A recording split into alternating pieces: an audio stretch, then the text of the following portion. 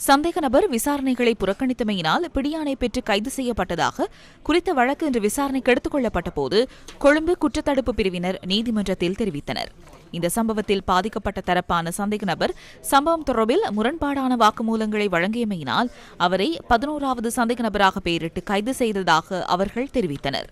தற்போதைய அரசாங்கம் ஜனாதிபதிக்கு அபகீர்த்தியை ஏற்படுத்தும் வகையில் இந்த சம்பவம் சந்தேக நபரால் சோடிக்கப்பட்டுள்ளதாக நீதிமன்றத்துக்கு அறிவித்த விசாரணை அதிகாரிகள் தொடர்ந்தும் விசாரணைகள் முன்னெடுக்கப்படுவதால் சந்தேக நபரை விளக்கமறியலில் வைக்குமாறு கோரினர். தமது சேவை பெறுநருக்கு எதிராக முன்வைக்கப்பட்டுள்ள எந்தவொரு விடயமும் பி அறிக்கையில் உள்ளடக்கப்படவில்லை என சந்தேக நபர் சார்பில் ஆஜரான சட்டத்தரணி எஸ் ரணகல சுட்டிக்காட்டினார். தமது சேவை பெறுநருக்கு எதிராக முன்வைக்கப்பட்டுள்ள எந்தவொரு விடயமும் பி அறிக்கையில் உள்ளடக்கப்படாமையினால் அவரை பிணையில் விடுவிக்குமாறு சட்டத்தரணி மன்றில் கோரிக்கை விடுத்தார்.